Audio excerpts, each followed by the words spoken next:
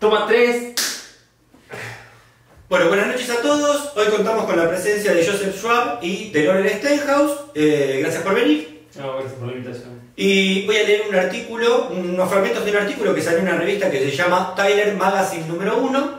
Es el único número que sacaron. Y uno de los artículos que me interesó dice así: ¿cómo producir un currículum educativo en 5 sencillos pasos? En 5. En 5. Sí, sí. Como si fuese sencillo, sobre todo. Esa es la idea. Entonces, nada, dice, Sí, el currículum... Una idea. Es una idea, Es una idea, sí.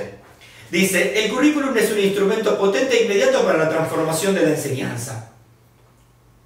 Da un par de definiciones, dice que el currículum es una serie estructurada de resultados buscados en el aprendizaje, dice que el currículum son todas las experiencias que el estudiante lleva a cabo bajo la tutela de la escuela.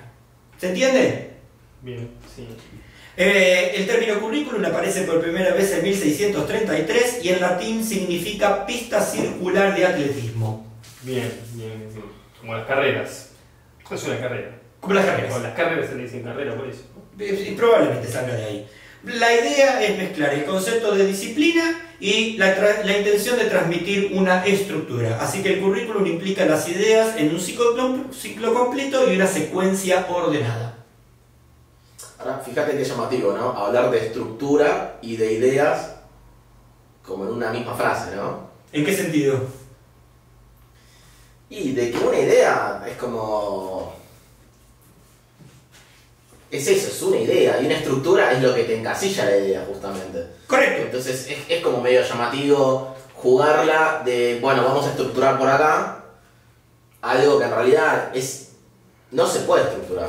Lo que pasa es que el currículum en realidad plantea esa postura, una secuencia estructurada de lo que hay que dar, ni siquiera de cómo hay que darlo en realidad, sino de lo que hay que dar de acuerdo a conocimientos preestablecidos que sirven para formar a la sociedad. ¿Y pero preestablecidos por quién? Por teóricos del conocimiento. Ahora vamos a verlo en la postura que propone la revista, ¿está bien? Está bien. Primer paso, definir para quién se está preparando el currículum. Tenemos una gran masa de gente, hay que prepararlos para la producción. En realidad lo que habla es que arranca esto con el Estado moderno, el Estado industrial moderno, y hay que preparar a la gente para las fuerzas de trabajo. ¿Estamos de acuerdo? El segundo paso dice definir los objetivos educativos de la escuela, que la escuela trata de alcanzar. Se entiende que la escuela es un instrumento de reproducción social y cultural y la escolarización es una pieza fundamental en los procesos institucionalizados de reproducción. Claramente. ¿Está bien? La institución educativa es una forma de determinar y conservar el poder por el Estado y por la praxis del momento actual. Es decir, como bien dijiste, no es casualidad que dentro del 1600 se hayan pensado en incurrir a la estructura de la educación de determinada forma. ¿Por qué? Porque empezaron a haber fábricas y a haber gente que se necesitaba instruir o educar para que sea útil esa fábrica. Correcto, correcto. Estamos de acuerdo en que entonces el currículum se conforma, o la escolarización en particular se conforma como un instrumento estatal que responde, mejor dicho, a los intereses del Estado. Sí, en el mejor de los casos. Hoy en día ya me parece que ese término, digamos, cambió. Ya no es solo los intereses del Estado, sino que me parece intereses exclusivamente de los poderes concentrados económicos. Perfecto. Que no necesariamente responden a los intereses del Estado. Sí, claro, es más, ahora justamente yo había preparado algo para ver, que era esto que había lanzado Macri con el tema de la asignación de las nuevas becas que harían en el 2020, en donde únicamente, a ver si lo tengo acá, sí, en donde únicamente se le asignaría a carreras estratégicas, es decir, cada ingresante que inicie la universidad a partir del 2020 va a tener becas siempre y cuando estudie lo que la sociedad, el Estado o las empresas necesiten. Correcto.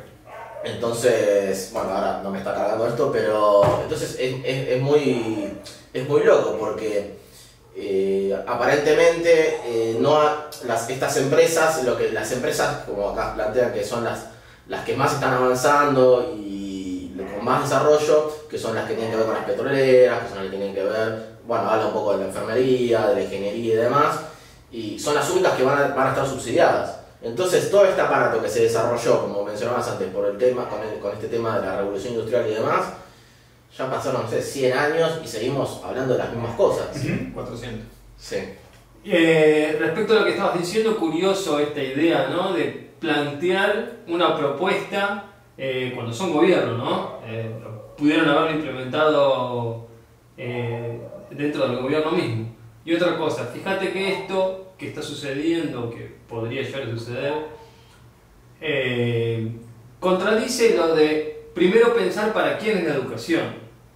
Si la educación es para la persona a la cual estás educando, la educación es para... La educación es para las masas. Beneficios de determinadas Pero en instituciones.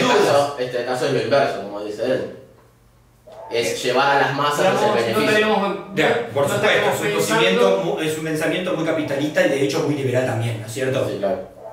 Esto te va a interesar a vos. Paso 3. Definir las experiencias educativas aptas para lograr esos objetivos. Para esto se necesitan teóricos de la educación, preferentemente fuera del sistema educativo. Es decir, científicos que investiguen, entendiendo que construir un currículum es establecer un conjunto de principios según los cuales se lleva a cabo la selección, la organización y los métodos de transmisión. Increíble, increíble. Eso es como decir en un partido de fútbol que toda la culpa del desarrollo de un partido de fútbol es del técnico, que los jugadores no tienen nada que ver. Correcto. Es exactamente eso. Correcto. El que hace la praxis es el que tiene la potestad en el momento y en el lugar. Para vos los profesores serían fundamentales acá. Son fundamentales como el equipo que tiene que funcionar como tal, independientemente de que después si el técnico plantea una buena táctica o no. El técnico puede plantear una táctica magistral que si los jugadores no la desempeñan de forma correcta, o si el partido se da de determinada forma que los jugadores tienen que desempeñar otras características para que el partido vaya hacia otro lugar y poder cumplir el objetivo que es ganarlo, no tiene ninguna injerencia el técnico en eso. A mí me parece, digamos, la parte teórica sobreexaltada por sobre la parte práctica. Correcto, de hecho me das lugar para plantear un problema que me parece que es bastante interesante, que es lo que tiene que ver con la descontextualización y la contextualización. Es decir, pensemos en alguien, un técnico con determinado oficio que le está explicando, por ejemplo, a su pupilo o a la persona digamos, al estudiante en este caso, pero a alguien a quien le está transmitiendo el oficio en sí mismo, tiene la posibilidad de hacerlo en el lugar donde trabaja, o se lo damos este papel a la escuela. Entonces, para darle este papel a la escuela hay que descontextualizarlo de donde está y después hay que volverlo a contextualizar en el lugar donde se va a producir el trabajo. Claro. Ahora igual yo te lo voy a llevar a un nivel más alto todavía, porque está muy bien esto que vos mencionás y también el tema de la contextualización, pero a mí me parece también importante generar un sentido crítico a la hora de desempeñar una labor como docente o a la hora de un educador o de escribir un currículum, ¿no? Porque si no, estamos dependiendo de la persona que escribe ese currículum y de la persona que lo da en la clase.